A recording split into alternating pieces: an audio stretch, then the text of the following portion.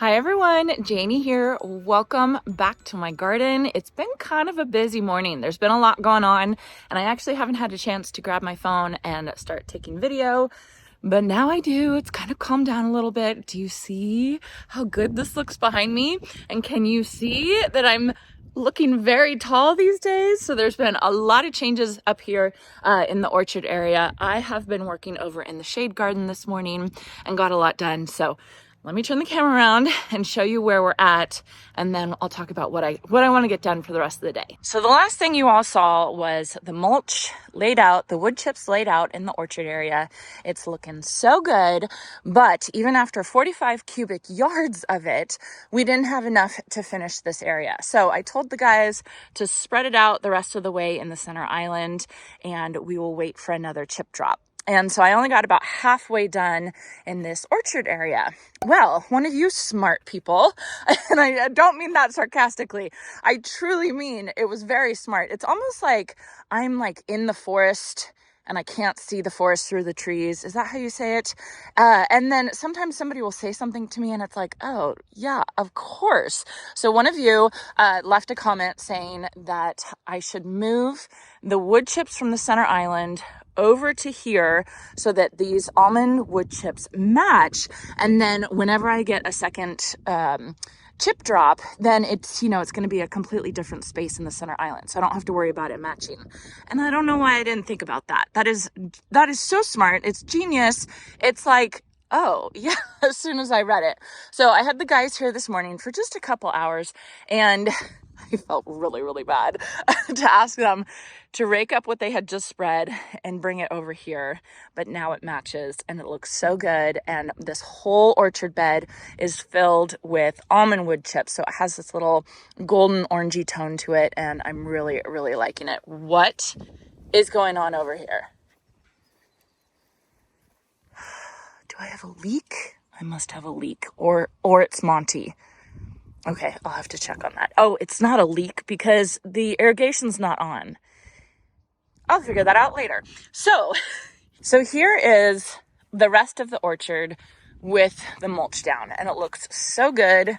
Got a little bit of garbage I still need to pick up. It looks so good. I'm so happy with it. I mean, it makes such a difference, and it just makes this whole area look like a garden and not a construction zone. So I'm really, really, really happy with it, and I appreciate the help. And I just want to say that I could never do this all by myself. Just doing this today would have taken me a week. So I really appreciate having help, and I just want to make sure you all understand that the only reason that I'm able to have this help is because you all support me and watch my videos and comment and like and subscribe, because then whatever income that I do get from YouTube, it automatically goes right back into the garden and into help and into renting machines and into all the other stuff for my garden. So I really, really appreciate all of your support. And I was just thinking this morning, like, I have used so much extra labor for this garden at the beginning stages of this garden. I would have never been able to do this without YouTube. So thank you to all of you. Anyway, back to the garden. It's just been on my mind a lot lately, just because I've been having so many big things happen, and I just hope you all know how much I appreciate it. So here is the berm, the little raised area. You can kind of see right there. It looks kind of funky and out of place right now, but just remember that the plans are that from right here, there's going to be a wire fence with some roses probably growing on it, or maybe jasmine. I don't know. I haven't decided. And then it's going to turn right about right there in line with the house, and it's going to go right to about there. So where this berm is going to go right inside that little courtyard area. And Michael Glassman, when we designed the garden, that was just to kind of give this front area a little bit of interest.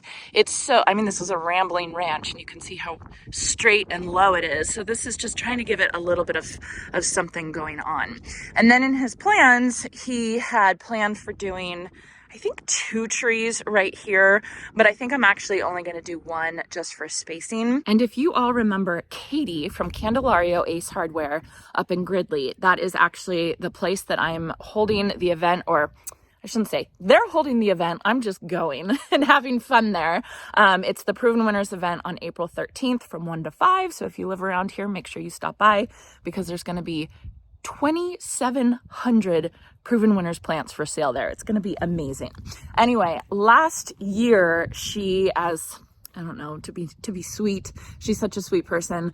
As a thank you to me, she got me a beautiful redbud tree. Let me show you. So here it is. This is called a lavender twist redbud. It gets about 6 feet tall and 8 feet wide. Here's a picture of the blooms. Let me show you the inside. Oh, isn't that gorgeous? So you can basically prune it into an umbrella shape, which is what I'm going to do. I'm going to start taking off these bottom branches as it gets more established. You can see full sun, blooms early spring, hardy zones 5 through 9. I'm really excited about it. So thank you to Katie for getting this because it's going to be amazing. And this poor thing has been in its can all winter long. I should have planted it in the fall, but honestly, I wasn't ready to plant it because I knew I wanted to plant it on the berm right there, kind of right in the corner, and it's going to come up and it's going to kind of I'm hoping that the branches are going to kind of curve over the wire fence. I can imagine it. It's going to be incredible. By the way, it's called a lavender twist redbud because of course it has the lavender foliage, but then it says slightly contorted weeping branches. And so that's what makes it the lavender twist. Apparently it's a very hard to find plant, which I'm so excited about. And it is starting to push buds. If you can see that, this poor thing is ready to go. I have been torturing it big time. So I'm going to get it in the ground now that we have the berm finally set up. It's going to be really easy. I've been looking into planting in berms, planting above ground, and it's actually supposed to be really good for drainage because basically you're planting the plant above where the water would sit. So the drainage is going to be a lot better. So I think that is going to be really happy here. Like moist, well-drained soil. So I think it's going to be perfectly happy. We amended all of this soil with a bunch of compost as well. So it has lots of organic matter. The only thing is it is going to tamp down a little bit kind of as I step on it. It's going to kind of, can you guys see that? Like it's going to compact down a little bit. So it's not going to be as tall as it looks right now, but it's still going to be good. And my plan is to plant like creeping jenny, I think is what I'm going to do, like along the sides to kind of hold it and make sure it doesn't erode. And so I'm hoping this whole thing gets covered with like creeping jenny or some type of grass or something like that. And it's going to be really, really pretty. So I want to get the lavender twist redbud planted today. Then the other thing I want to do is over here in the shade garden. Let me show you what I've been working on. I have made a complete mess of it, but that's okay. I'm actually getting a lot of stuff done. So over here, you can see I worked on digging a trench. It's pretty deep. It goes pretty far down. And I went to the store this morning and I got this PVC pipe, cut it to fit. And then this is actually a 1/2-inch irrigation tube. And this is a power cord, like an extension cord. It's rated for outdoors. So I threaded them through here so that when we do put this edge-right metal edging on top, it's not going to accidentally slice anything. And then that way, when I need irrigation over here to these plants, I'm going to be able to do it really easily. And the extension cord is going to this fountain right here. So I also worked on cleaning out this fountain, getting it all ready to get set up. Finally, the problem is that the top is so heavy. I'm going to need Jason. I don't even know if I'm going to do it, honestly, be able to do it. It might be Jason and one of the guys that's going to have to put it up. So Jason has a really busy day at work and the guy's already left. So that's going to get done another day, but at least the fountain's all clean and ready to go. Then as I was doing that, I noticed my poor shade perennials, they're starting to break dormancy. Look at how pretty. This is Jack of Diamonds, Brunnera. It's beautiful. It's so pretty, but you can see they're kind of yellow. They need to get in the ground so bad.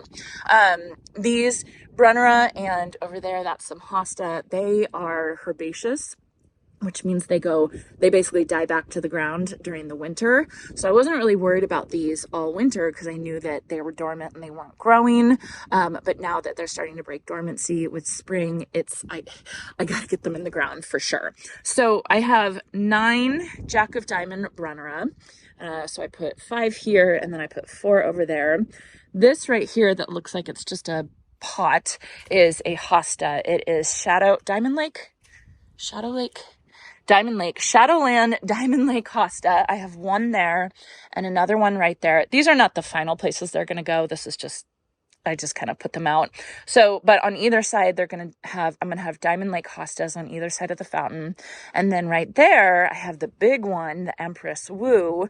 And that one is going to be big. And I think that that's going to be a good contrast with the Diamond Lake. And then finally right here, I have the Dolce Wildberry Heuchera.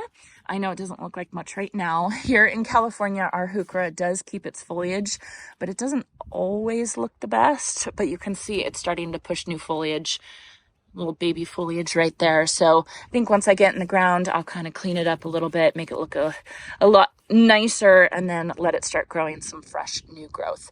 So I want to get all these in the ground right now. I feel like it shouldn't take me too much time, but I'm going to get started covering this. Oh, and while I was at the store picking up the PVC pipe, I also picked up some rebar, some 6-foot rebar stakes that I'm going to put here to kind of hold these wire trellises up.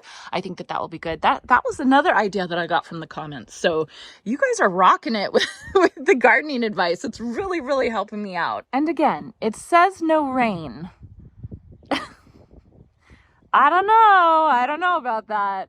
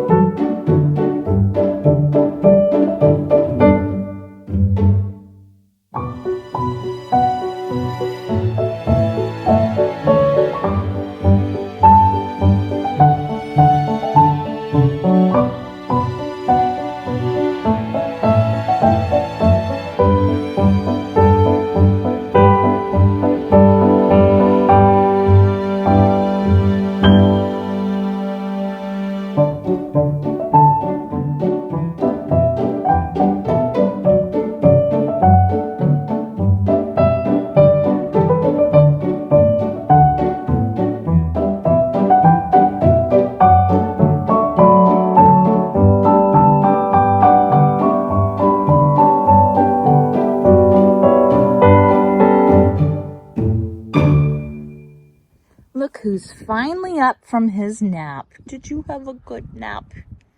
Huh? Did you have a good nap? Did you dig that hole over there? I'm pretty sure it was you.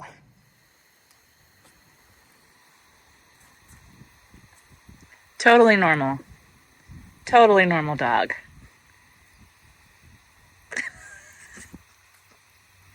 All day long. Okay, so everything is a little difficult to see, of course, because they're just breaking dormancy. But I have 1, 2, 3, 4, 5 Jack of Diamonds Brunnera right there. They're all spaced 28 inches apart, which is the minimum spacing. So that means that they're all going to touch. So then I have Diamond Lake, Shadowland, Diamond Lake hosta right there, and you can't even see it. And then there's another one right there. So right there and right there. And then here's the Wildberry Heuchera that I cleaned up. I don't know if that even looks better, but at least I got off all the old foliage. 1, 2, I can barely see. 1, 2, 3, 4 more Jack of Diamond Brunnera. I had this one there, and then I realized how close it was to the hosta, and I thought, okay, that's not smart. And then finally, this mound right here that doesn't look like anything, that's the Empress Wu hosta. So these should look pretty good once they break dormancy. I am planning to add more evergreens as time goes on, specifically something right there to block out my poor fence that's falling over. I don't know, I'll have to find something right there, but I definitely want to do an evergreen there. And then I think over on this side, you'll see as the pathway comes out, there's going to be a little seating area right here. And then I'm going to have 2 pots with evergreens in either side. It's so hard to explain it, but trust me, I have a plan. Okay, then the last thing I want to do today, which I'm kind of happy about because I'm definitely getting tired, is I want to plant the Lavender Twist Redbud, and I'm going to plant it right there. Hopefully you can see the berm. Can you see it? Just like there. Then I wanted to show you, I got distracted. Look at this view. Look at how pretty that view is right there underneath the orange trees. Oh, I just think it's going to be so pretty once everything fills in. This white pipe right there, it's on my list to cut that down next time I'm out in the garden, so probably tomorrow. Those are, I've talked about them before. They were here when we moved in. They are an old technique that people used to do to water and aerate the roots of trees. And it's been debunked that it doesn't work anymore. This is what my arborist told me. So he said I can just cut them off. I can fill in the pipes, or I can kind of cap them off. So I'm just going to cut them off and fill in the pipes and be done with it. I have them all over my garden. There's another one over there. So I need to go around and cut all of them. But right now, I'm going to plant my Lavender Redbud, Lavender Twist Redbud.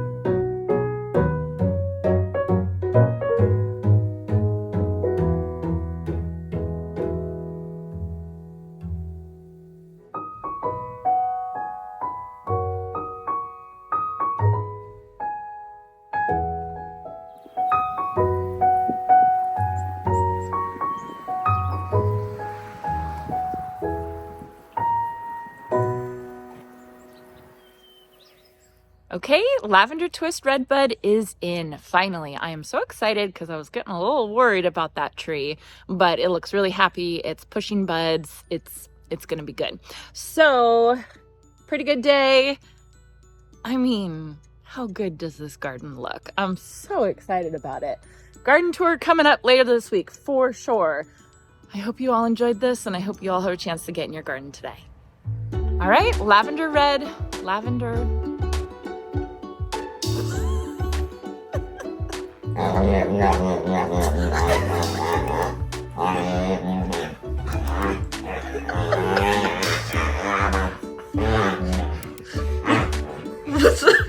What's wrong with our dog?